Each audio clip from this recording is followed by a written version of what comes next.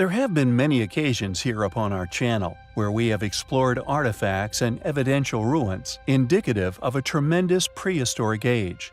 Testimonies, photography, even physical proofs, locations of some finds making their ages undeniably enormous. This, along with the sheer amount of said evidence collected and exposed over the years, making their authenticity and indeed the evidence to suggest the existence of a now lost yet once incredibly ancient civilization overwhelming.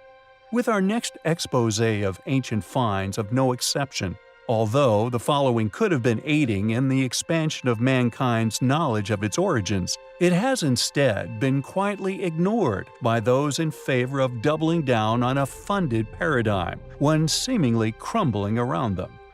Greece, a thorn in the side of many an academic for centuries, with unexplainable architecture and finds that simply lack explanation. There exists, however, a far deeper reason for this persisting annoyance: the competing recordings of finds made far before any funded paradigm had arisen, by people in positions of specialist authorities, documentation of remains of human inhabitation supporting our many videos' subject matters. These finds dated within the Pliocene era of at least some 2 to 5 million years ago. As mentioned in The Forbidden Archaeologist by Michael Cremo, quote, "Today, scientists say that the oldest evidence for human presence in Greece can be found at the Petrolona site, where human bones and artifacts, attributed to archaic Homo sapiens, go back to between 200,000 and 500,000 years ago. But taking the role of the Egyptian priest, I might say to these modern Solons that the history of a human presence in Greece goes much further back than they might imagine." The Greek scientist who reported the Petrolona discovery, A.N. Polianos, announced further discoveries far more ancient than Petrolona man. The Anthropology Museum of Perdiccas gave the following information. In 1977, Isaac Pandelides, the owner of a sandpit not far from the village of Perdiccas, chanced upon the remains of a large animal. He informed the Greek Anthropological Society, and the excavations were directed by the anthropologist Eros Polianos, who brought to light the skeleton of a mammoth approximately 3 million years old. Though the entire skeleton was found, the bones were in disarray and had evidently been killed, butchered, and consumed by humans. End quote. This timeline flies in the face of modern evolutionary chronology, and if accepted as it should, coming from legitimate sources who documented said finds correctly, the timeline of man should rightly be pushed back to an unknown origin, and we strongly feel more effort should be put into this investigative direction. The mammoth, along with Cremo's effortless correlation of the facts, is a gem of proof and a continued glimmer of hope that if such finds continue to surface, modern paradigms will slowly shift to a more critically established realization of not only our history, but of our existence itself. It was a find, and indeed is a journey, which we find highly compelling. There are many enigmatic, unexplained ancient mysteries which we have covered here on our channel. Many mysterious ruins which are slowly revealing their secrets to us. However, what must be the most intriguing of the historical subcategories has to be the O parts, out-of-place artifacts that have been found all over Earth. These mystifying items are the only subject within the field which can shed their own very unique lights upon the distant past, and sometimes hard-to-believe possibilities attached to their ages. The island of Samos within Greece is home to a number of these particular artifacts. 1.5 kilometers off the coast of Turkey, this small island has a big history. Within the island's capital museum is a wide range of very impressive artifacts. The most interesting among the collection is undoubtedly the strange bronze artifact, which according to academia, merely depicts a strange form of unknown carriage that would have once been pulled by horses. However, some also believe that the strange animals are actually depicting a form of periscope, and that the entire artifact is actually that of an ancient submarine. Additionally, there also exists another amazing artifact that we felt was worth a mention, found within private collection. Originally a religious idol, what do you think this wooden artifact is depicting? Could it actually be that of modern-day paragliders, somehow sent back in time, seen and depicted by this once ancient people as a religious vision? It's an incredible, if rather imaginative thought, but it is testament to such artifacts' intriguing nature. There are many incredible, out-of-place artifacts that can be found all over Earth, each one just waiting to spark our interests. Thanks for watching, guys, and until next time, take care.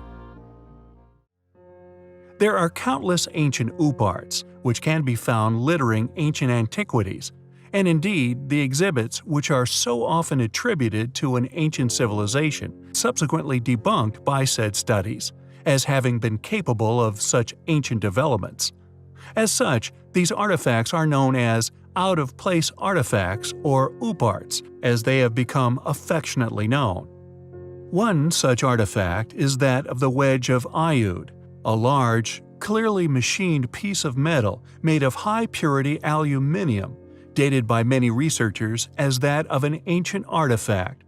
The problem is, aluminium in this density was not developed by modern man until the late 19th century, around 1825 to be precise. Weighing an impressive 5 pounds in weight, the wedge was originally dug up, found deep within the sediments of a riverbank in modern-day Romania, disregarded by many as that of a modern-day JCB tooth. There are just as many, however, who argue, and we feel for good reason as we shall reveal, that this artifact is indeed ancient and has, through the years, continued to raise difficult questions to answer.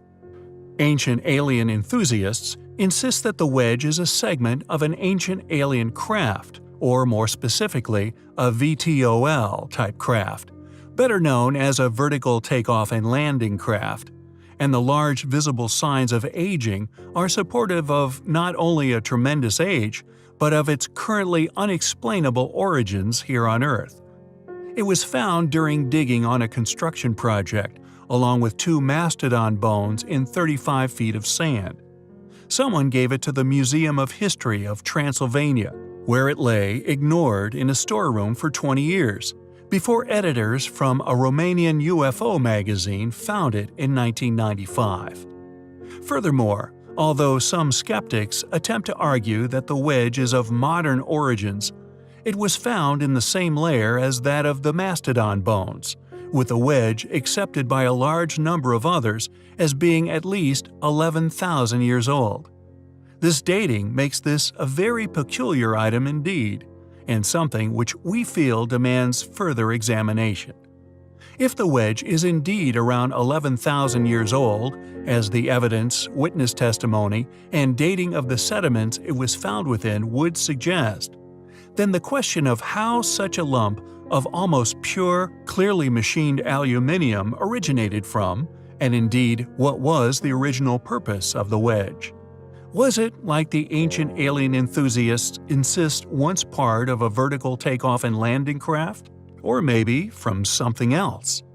Questions still circle the wedge's true origins, and without solid evidence to prove the wedge's modern origins, we must stick to the evidence already acquired, that of the wedge's original resting place, the dating of said sediments, and the lack of any contradictory evidence in regards to works being done in this area at this depth along the riverbank within Romania. We must entertain the idea that this 5-pound, almost pure metallic object is indeed that of an ancient OOP, and any other explanation lacking evidence is just an attempt to disregard such claims as they do not jive with modern paradigm, an occurrence we witness all too often. What is the wedge of Iud? How old is it? Could it indeed be 11,000 years old? And if so, how was it manufactured and machined, and what could it have been possibly used for? It is an object which we find highly compelling. The Ulfberts, a group of medieval swords found within Europe dating between the 9th and 11th centuries. The blade faces are inlaid with the inscription Ulfbert with a cross on either side. The word turns out to have been a Frankish personal name, It somehow has become the basis logo, a trademark of sorts, used by multiple bladesmiths for several centuries in their impressive attempts to make the hardest, most impressive swords of the era. About 100 to 170 Ulfberht swords are known to exist, yet the origins of the name remain somewhat of an enigma. However, we dare to postulate that the name may have originated with this sword in particular, a sword which these bladesmiths may have been attempting to replicate and indeed figure out how it was made. A Nova National Geographic documentary titled Secrets of the Viking Sword, which first aired in 2012, actually took a look at this enigmatic sword's metallurgical composition. The Ulfberht sword has almost no slag content within its composition, and it has a carbon content 3 times that of other metals of the time. Carbon found to be a great addition in strengthening steel, creating a metal known as crucible steel, a critical discovery, something which made England famous some 800 years after this sword's creation. In the process of forging iron, the ore must be heated to 3,000 degrees Fahrenheit. This will bring the metal to a liquid molten state, allowing blacksmiths to reduce impurities called slag. However, medieval technology did not allow iron to be heated to such a high temperature. Thus, the slag was removed by pounding it out, a far less effective method. Modern blacksmith Richard Furrer of Wisconsin spoke to Nova about the difficulties of making such a sword. Furrer is described in the documentary as one of the few people on the planet who has the skills needed to try to reproduce the Ulfberht by hand. To do it right, it is the most complicated thing I know how to make, he said. He commented on how the Ulfberht maker would have been regarded as possessing magical powers. To be able to make a weapon from dirt is a pretty powerful thing, he said. But to make a weapon at this time within history that could bend such without breaking, stay so sharp, and weigh so little would be regarded as supernatural. Furrer spent days of continuous, painstaking work forging a similar sword. He used medieval technology, although it required highly unconventional ways, never before suspected or documented. The tiniest flaw or mistake, turning the sword into a piece of scrap metal. He declared his success at the end as more relief than joy. Who was the maker of this sword? How did they know how to make it? The mystery surrounding this out-of-place artifact persists to this day. Beit Sherim is an ancient cemetery located within Galilee. Very close by is a natural cave. It had apparently fallen into disuse at the end of the 4th century and filled up partially with 4 or 5 feet of clay-like silt. In 1956, a bulldozer was taken in to clear the rubble, but what it would uncover can be seen as an enormous oupart, an out-of-place artifact. It turned out to be a large ancient rectangular slab made from an unknown material. Because of its size, measuring 6.5 by 11 feet long, 18 inches thick and weighing in at over 9 tons, it was not surprisingly left where it lay. With a perfectly level surface, its origins were a mystery, yet alas, at the time, not a pressing one. However, in 1963, members of a joint expedition of the Corning Museum of Glass and the University of Missouri would bring to light a curious reality. While surveying the region for possible remains of ancient glass factories, someone suggested that the Beit Sherim slab might have been made of glass. A suggestion initially perceived as a joke. Amazingly, chemical analysis was indeed carried out, confirming that this enormous and extremely ancient slab was indeed made of glass. It is therefore believed that the Beit Sherim slab is a huge piece of first-stage glass, meant to have been broken up and fashioned into objects somewhere else, that for some reason was abandoned right where it was made. In conclusion, several factors surrounding the existence of the slab are currently unexplainable. According to mainstream views surrounding the evolution of glassmaking, the production of such an enormous base material would have been simply impossible, requiring over 12 tons of raw materials, over 20 tons of furnace fuel, the maintaining of a temperature of over 1100 degrees centigrade for no less than 5 continuous days, finally producing a 9-ton slab of perfectly level, perfectly rectangular glass, clearly demonstrates the requirement of a highly advanced refinery with highly advanced technologies harnessed by a past civilization. Additionally, at the time of its discovery, only 2 other pieces of glass have ever been created that are larger. Both rest within the enormous telescopic mirrors of machines developed within the past century.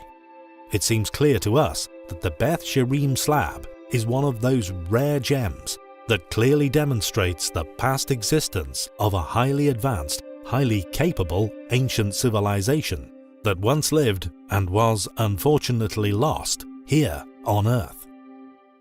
We have in the past covered the astonishing ancient high technology still present within the gas-filled lens of Nineveh. Along with this proof of an ancient civilization's knowledge of glass-blowing and convex lens-making, there is seemingly many more examples that have quietly been found, studied, and pushed into the archives of museums worldwide. In particular, those found within the ancient sites upon Crete. Although many a sleuth has discovered this fact and have subsequently investigated these claims and indeed proofs of an ancient civilization's astute awareness and past ability at creating these perplexing reading lenses of a surprisingly high quality.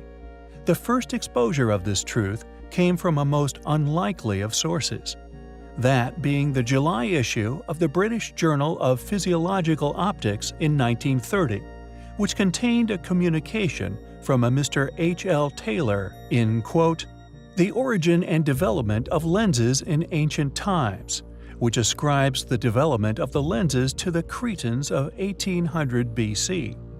His examination of the museums of the Eastern Mediterranean has led him to the conclusion that ivory and steatite, the materials used for beads prior to 2000 BC, later replaced with rock crystals, onyx, agate, and cornelian.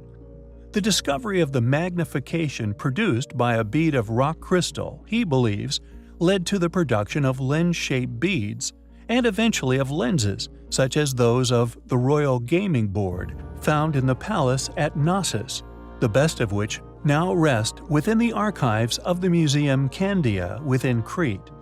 Their magnification ability has been recorded at between 5 and 8 diopters and are plano-convex in shape. These quality lenses were then transported out of the area to the mainland, including Troy, Tyre, Nineveh, and the United Kingdom." End quote. However, any explanation as to how these ancient artifacts were indeed created remains unknown, or indeed untold. The closest anyone dare tread is claiming they are of natural rock crystal origins and developed accidentally. Regardless, their existence is undeniably highly compelling. The toppled obelisk of Axum within Ethiopia is not only one of the largest ancient megaliths on our planet, but indeed a rare surviving wonder of the ancient world. Estimated at well over 1,000 tons, it was mysteriously toppled sometime in history, destroyed like so many other enormous relics of a lost antiquity, possibly during a cataclysmic event, and its resulting earthquakes. Yet, regardless, this gigantic ancient monument was once quarried, transported, and then somehow erected at the foot of where it now lay. Among the many other smaller obelisks, all curiously still standing monuments. The site is in addition to the megalith, covered in false windows. Now we feel a feature which can be used as overwhelming proof that the builders of said site were not only in contact intercontinental, but in cooperation in regard to construction and stone-cutting technologies. Not only do the tunnel systems, claimed as tombs within the Axum site, possess polygonal masonry, an additional, now lost technology, yet also found intercontinentally within ancient sites around the globe. Furthermore, however, we can add another chapter to this proof of a once existing, now lost, but once highly capable and thus highly advanced ancient worldwide civilization, having once been responsible for the 1,000-plus ton megalithic sites around the world. Metal clamps.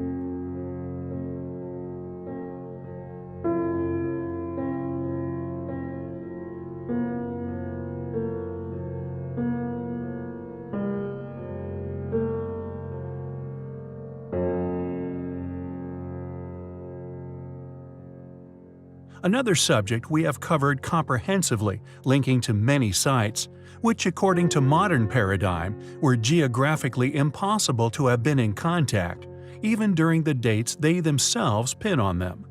These metal clamp seats were initially cut into the huge stones at strategic positions. Then, molten metal, often enigmatic and advanced in metallurgy, were poured into these cuts to pin the stones together, preventing them from slipping over time, retaining their perfect alignment. How can we continue to believe that the evidence for our argument be ignored, dismissed as conspiracy, the hypothesis refuse serious investigation? We find this highly compelling. Ancient Uparts. A section of ancient history which many find as their preference. It is undeniably one of the strongest areas of argument within the study of antiquities, which is in support of the past existence of once highly capable, incredibly technologically advanced, yet now lost ancient civilizations. The ancient astronaut theory being one main topic of interest within the Uparts realm. When it comes to certain current or now past allies, in alliance with our so often reiterated posit of the existence and the volumes of surviving evidence in support of a now lost, often also claimed, now actively hidden, enormous number of chapters of human history. It is thanks to their laborious collaborative efforts which has allowed us to accomplish such a strong and compelling evidence. In addition, the realization that much of these sites and anomalous features also display a strong evidential suggestion that many of these civilizations somehow succumbed suddenly, possibly to a past cataclysm. However, if this vast and still growing file of evidence, all suggesting sudden demise, is, in the future, somehow found to have been an undeniable reality, possibly a repeated event, a question arises: who could these claimed ancient astronauts possibly have been? The evidence suggesting sudden halts in undertaking within countless elaborately created, by clearly highly resourced people, megalithic quarries, which were inexplicably abandoned, litter our planet. This may suggest that these Uparts are either of returning, unfortunate witnesses to this cataclysm, somehow returning many generations later, successfully making contact with a civilization raised from the ashes of their now forgotten world.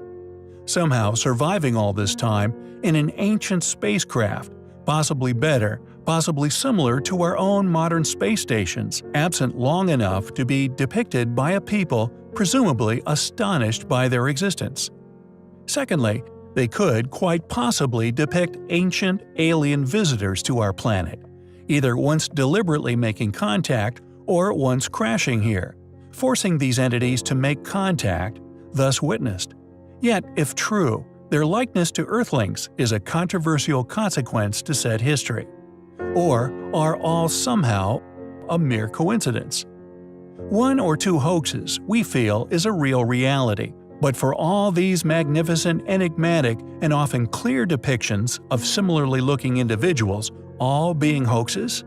Yet so far separated geographically, we find unlikely. One must keep this in mind when studying such artifacts, such as the Istanbul rocket, the claimed ancient space module which became one of the most popular artifacts of the Istanbul Archaeological Museum. Sought after by Western scientists and media alike, pored over and written about in hundreds of articles across Europe, even featuring on television programs and within many newspaper articles. However, what is fascinating about this reality that for many years, many specialists, often talented people, also just as often funded to presumably determine an inaccuracy in the object's claimed age, did not. Not until a few years ago, that is. In the last few years, it has been that the Istanbul rocket was apparently found to have been a hoax, a plaster cast made some 25 years ago, a puzzling claim when one remembers that just 5 years after, the space module was sought after by German and English, among many other national archaeologists, and was, for a long time, secured in the preservation unit of the museum. Was this really a plaster cast, a mere 5 years old when this discovery was announced, successfully fooling the world's scientific communities? Or was it like so many other artifacts we study, successfully stolen, then replaced with a clear fake? We will leave that up to you to decide from the evidence available. But an argument for found crash craft can also be seen in the inspiration for the creation of things, like that of the lid of Pakal's tomb. An enigmatic depiction of this same form of technology, again, turns up all over South America, and even further afield. The Kiev spaceman, yet another found far away in the remote, desolate landscapes of Ukraine. Clearly, a depiction of a gas-breathing humanoid-shaped being, depicted with seemingly no injuries, yet the reason for said depiction is an ongoing debate, yet due to its clear characteristics, a welcome member of this long list of ancient OOPArts. Ancient astronauts? Or merely an extremely elaborate, highly complex, hard-worked, long-lived hoax? We find the evidence to support the theory highly compelling. The Crystal Skulls, a set of the world's most alluring artifacts, possessing the power to create religions, snaring many a Hollywood figure with their mysticism and rumored possible alien origins. Firstly, how does one tell a real crystal skull from a fake?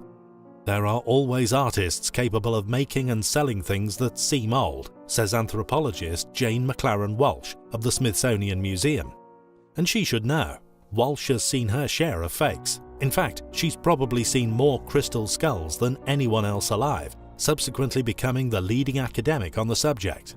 A stern skeptic with a ruthless ethic, only the most puzzling will convince Jane.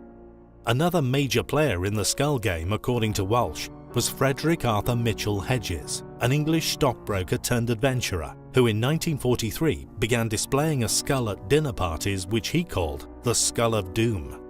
His daughter Anna later claimed that he had found the skull in a ruined temple in Belize during the early 1920s. However, this was later found to have been a lie. Investigations by the Linnean Society of London, a research institute specializing in taxonomy and natural history, revealed that Mitchell Hedges actually purchased his skull at auction at Sotheby's in London in 1943. How it came to be at the auction house, however, was never established. Which is unfortunate because the Mitchell Hedges skull, according to Walsh's scrupulous examination, is the only one she has ever had to reluctantly confirm as an authentic crystal skull. What's more, it is the only academically accepted original known within the public archives.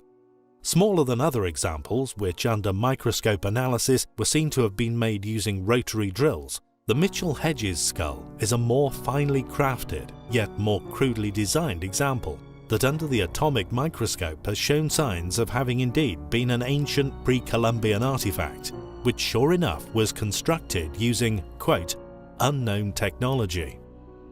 There are of course many examples of crystal skulls around the world, and many more stories surrounding their mysterious construction. elongated examples, stories of groups of these skulls initiating some form of energy field. Ancient laser cutting technology has also been claimed time and time again. However, we felt we would approach them from another angle, to experience the rare occasion when modern, specifically funded academic institutes buckle to overwhelming evidence, proofs given by the defeated skeptic to those who pursue nothing but the perplexing truth and a direction for study. Made from a single piece of quartz crystal, Mitchell's Skull of Doom is unquestionably an exquisite example of an unknown history here upon our planet. Regardless of beliefs, or indeed the superstitions which now surround them, there are a rare few which support the theory of lost civilization and ancient visitation. This skull is much smaller than many and crudely carved, leading museum scholars here to believe that in a world of fakes, this one is the real thing. OOPArts, the acronym for out-of-place artifacts. Objects often found in extraordinary places, inexplicable in nature, and repeatedly dismissed by any who conform to mainstream institutional timelines for Homo sapiens.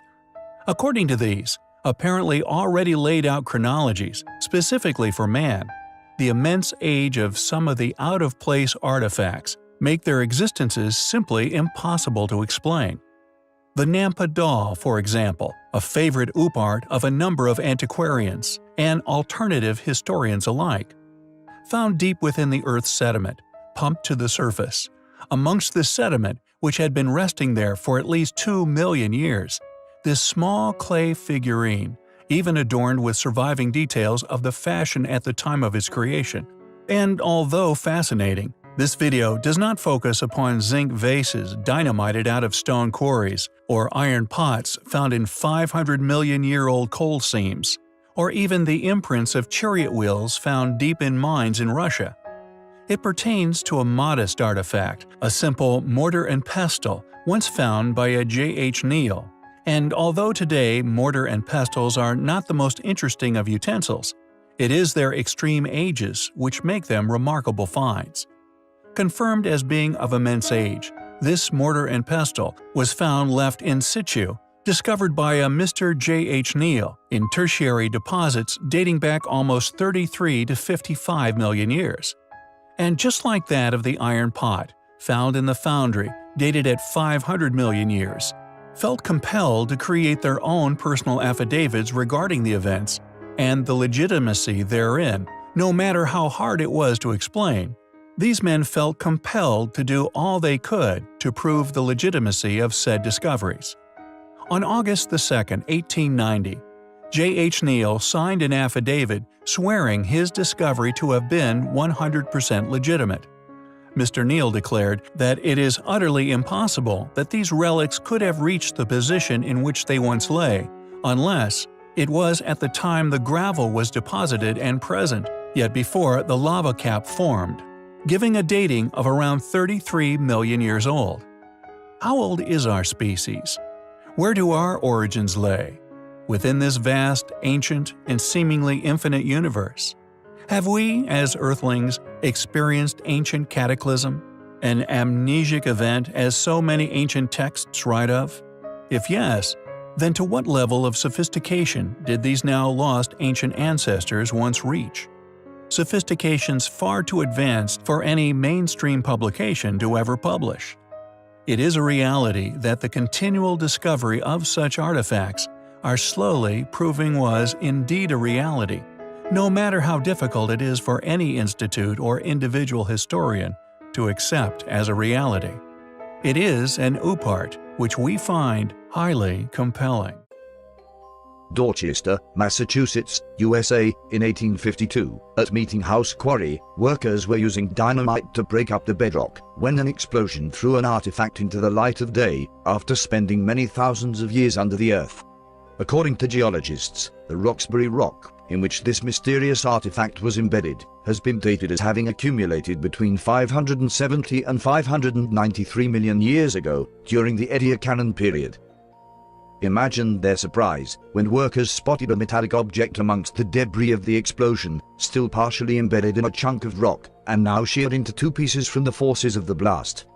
A zinc vase covered in flower decorations painted in solid silver. The bell-shaped pot is around 4.5 inches tall and about 6.5 inches long, and was noted as being exquisitely made. The age of the vase has been heavily debated amongst specialists, with many struggling to produce ages smaller than 100,000 years. Additionally, the species of flowers and plants that are illustrated upon the vase also went extinct over 100,000 years ago. Not surprisingly, but rather predictably, the pot, along with all authenticated documentation regarding its discovery, mysteriously vanished without trace shortly before a full investigation into its amazing history could take place. The initial discovery was covered on June 5 in 1852 from the publication of the magazine Scientific American, which confirms its authenticity as indeed being found embedded in the solid ancient stone 15 feet below the surface. But shortly after this coverage, like so many other amazing objects found around the world, vanished without trace. Who made this amazing artifact? When was it made? If we go by the age of the rock in which it was discovered, it is amazingly over 500 million years old, but we may never know.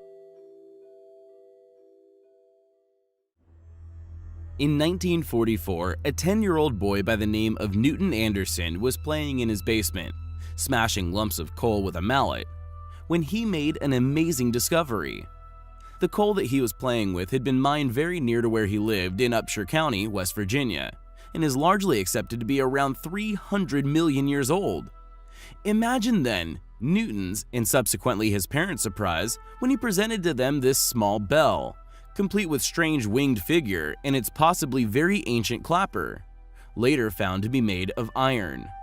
Although there are many people who now insist that the dating of the coal must be incorrect, this little bell could also be a long-lost relic, lost within woodland, that over the eons becomes perfectly preserved within the eventual coal seam, lost by an advanced civilization which once inhabited Earth.